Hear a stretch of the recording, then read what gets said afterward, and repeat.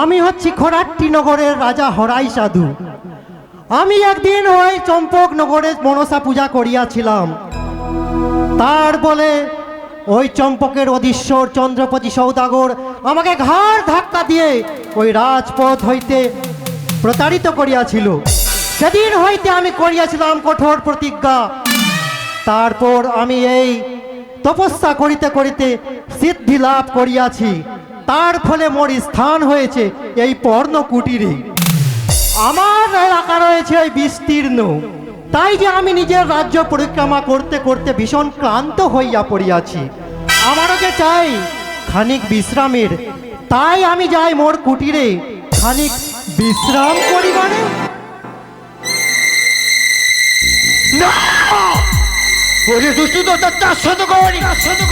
যেই অপমান করছিস তুই সেই পথ মাদারে তার প্রতিশোধ নেব আমি।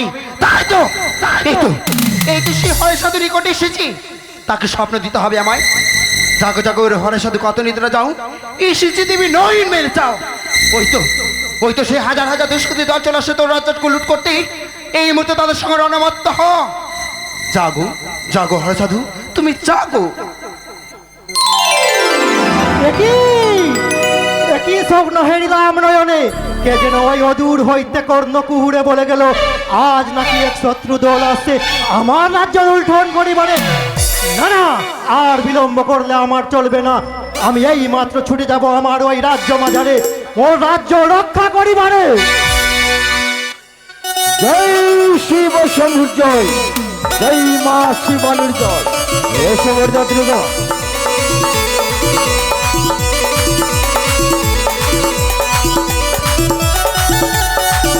জয় মা শিবানীর জয়, জয় শিব শম্ভুর জয়।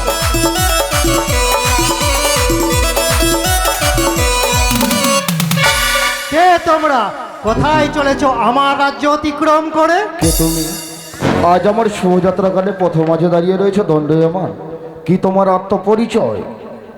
তোমাদের হয়তো জানা নেই, আমার রাজ্য অতিক্রম করে যেতে গেলে মান দিয়ে যেতে হয়।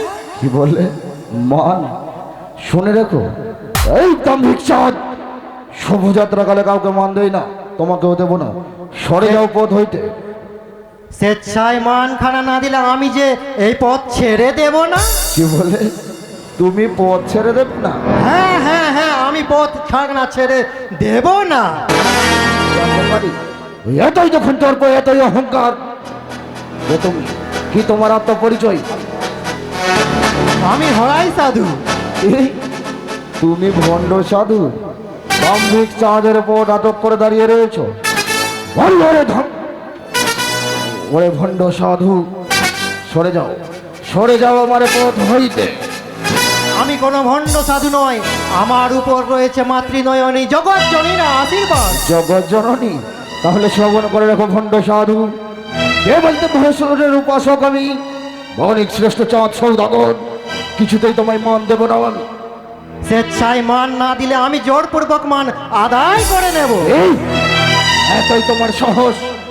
তুমি জোরপূর্বক আমার কাছ থেকে মান চেয়ে নেবে? তবে দেখতে চাই তোমার বাহুতে কত বল। বিলম্বের নাহি প্রয়োজন, প্রস্তুত হয়ে যাও। প্রস্তুত হয়ে যাও হর সাধু। আজ আমার এই বৃদ্ধ তরবারি তোমার এই বক্ষ মাঝে প্রসারিত করে পুত্রের বিবাহ নিয়ে যাব। ও জানি না গো। পারবে না। আমার উপর রয়েছে মা জগৎ জননী ত্রিনয়নীর আশীর্বাদ। জয় মা মনসা। জয় শিব শম্ভু জয়। দাঁড়াও বাবু। আমার সাথে আপনি যুদ্ধ করবেন বাবু? নপরি, হ্যাঁ বাবু। তুই যুদ্ধ করবি? হ্যাঁ বাবু, দেখছেন বডি এই সামান্য সাধুকে দেখে ভয় কর। নপরি, আমি জানি এই ভণ্ড সাধুকে পরাস্ত করতে তুই যথেষ্ট। নে, তুলে দাও বাবু অস্ত্র আমার হস্তে, আর এই সাধুকে আমি চাটনি করে দিব। যা নপরি যা। বলি হরাই সাধু, সামান্য এই রাজার বসা হয়ে আমার সাথে এসেছো রণ করতে। বলছি ছেড়ে দাও, আমার কথা বলছে, ছেড়ে দাও।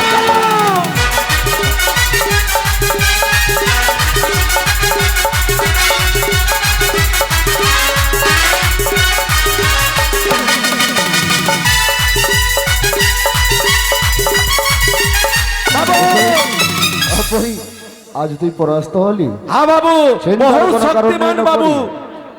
চিন্তার সামান্য কোনো কারণ মাছি নেই। হয়ে এসেছে এই সিদ্ধিদাতা হরাই সাধুর সাথে রণ করিবারে। কে তুমি? সিদ্ধ পুরুষ? হ্যাঁ, আমি সিদ্ধ পুরুষ। তোমার সিদ্ধিতা বের করছি। জয় মা শিবানীর জয়, জয় শিব শম্ভু জয়।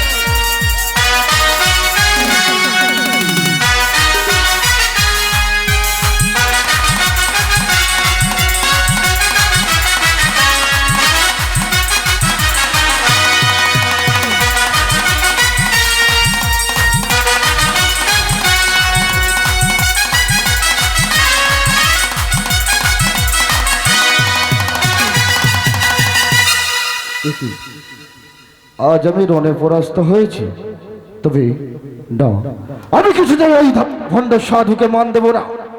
যখন আমি রণে পরাস্ত হয়েছি, আর যাব না উজানিনগর। পুত্রের বিবাহ নিয়ে বৈমুখ হয়ে ফিরে যাবো আমার চম্পকের রাজবাটিকায়। চলো সকলে। পিতা, লখাই, এ কি পিতা, এমন কি হয়েছে গো? খোকারে, তুই তো দেখলি খোকা, এই ভণ্ড সাধু, তার সঙ্গে আমি রণে পরাস্ত হয়েছি, পিতা গো, তবে আমি মান দেব না খোকা। তুমি যে অন্যায় করেছো পিতা। কি বলি খোকা? তুমি কি আমি ভুলে গেছো? অন্যায় করেছি? হ্যাঁ, তুমি কি ভুলে গেছো পিতা? শুভ যাত্রাকালে কোনো সাধুর উপর হাত তুলতে নেই। তাছাড়া মানিকে মান দিলে মান সম্মান কমে যায় না পিতা? লক্ষ্য রে, তাকে মান দেবো ঠিক, হ্যাঁ বরযাত্রী রূপে আমরা নিয়ে যাবো উজানিনগর আমাদের সঙ্গে করে। খোকারে, সত্যই তুই আমার জ্ঞান চক্ষু খুলে দিলি লখাই, তবে মানিকে মান দিয়ে দিলে মান কোনোদিনই কমে যায় না। সরহে হরাই সাধু, তবে আমি মান দেবো ঠিক, তবে আমার একটি শর্ত রয়েছে।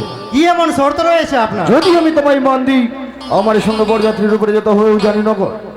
বেশ, আপনি যদি মান দেন আমি যেতে প্রস্তুত আপনার সঙ্গে ওই উজানিনগরে। আসুন ভরসা দিয়ে আপনার হস্তে আমি মান তুলে দেবো।